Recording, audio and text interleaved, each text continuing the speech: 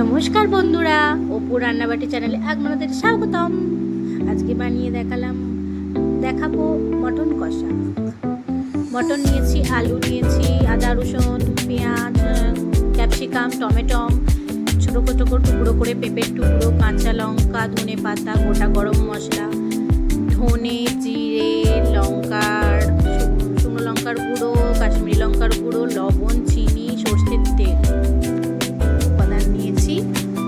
আমি ঘরোয়া পদ্ধতিতে মটন কষা বানাচ্ছি, এক্সট্রা কিছু মশলা দিইনি। একটা মশলার জার নিয়ে পেস্ট বানিয়ে নেব, আদা রসুন আর কাঁচা লঙ্কা দিয়ে সামান্য জল দিয়ে একটা পেস্ট বানিয়ে নেব।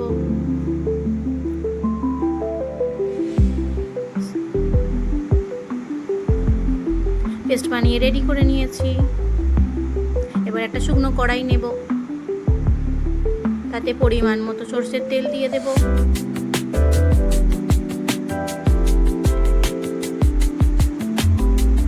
দিয়ে এবার আলু ভেজে নেব। তেল গরম হয়ে গেছে, এবার আলু ভেজে নেব।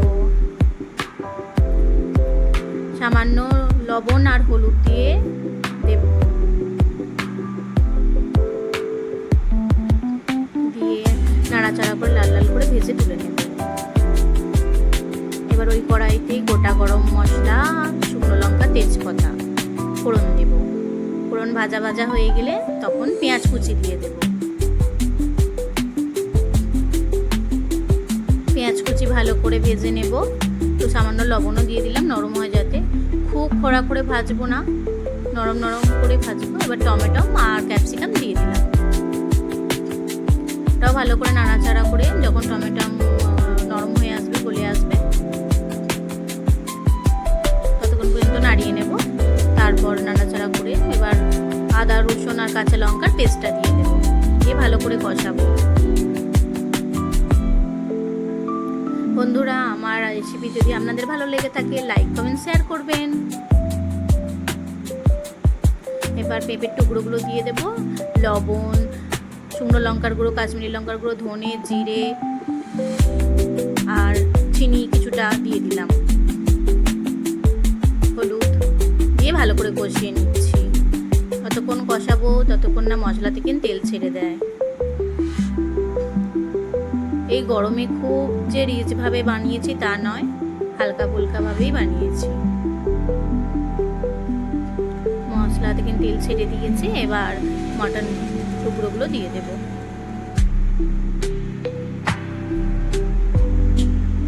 আমি 1 কেজি মতো মটন নিয়েছিলাম, তার পরিমাণ মতো সব কিছু দিয়েছি। আপনারা যেই পরিমাণ করবেন সেই পরিমাণ অনুযায়ী দেবেন।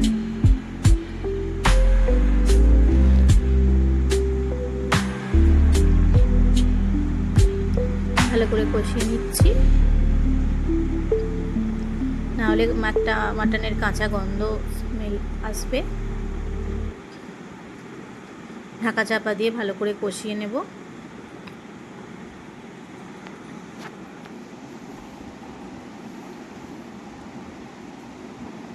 খুব গরম পড়েছে বন্ধুরা। এই গরমে রবিবার দুপুরে হালকা পাতলাই করেছিলাম, খুব রিচ বানাইনি। এইভাবে বানিয়ে দেখতে পারেন বন্ধুরা, খুবই ভালো লাগবে।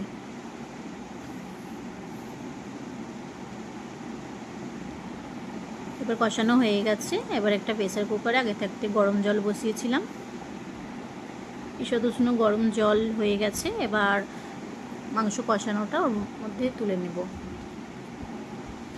আমি এইভাবেই করি মাটন, এইভাবেই করে দেখবেন বন্ধুরা। দিয়ে এবারে আলুটাও দিয়ে দেব। দিয়ে কিছু পরিমাণ ধনে পাতার কুচি আর গরম মশলা দিয়ে দেব। দিয়ে 10-12টা মতো সিটি দিয়ে নেব।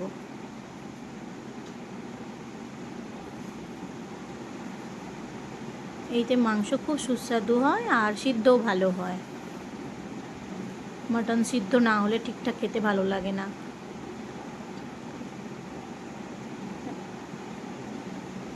সিটি দিয়ে নিয়েছি বা সিদ্ধ হয়ে গেছে, খুলে দেখিয়ে দেব। একটা পাত্রে তুলে নেব।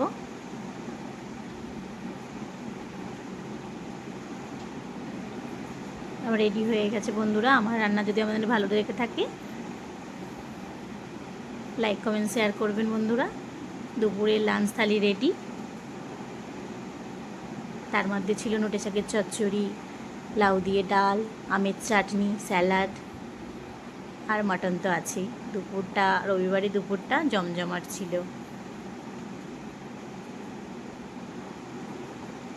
নমস্কার বন্ধুরা, ভালো থাকবেন, সুস্থ থাকবেন।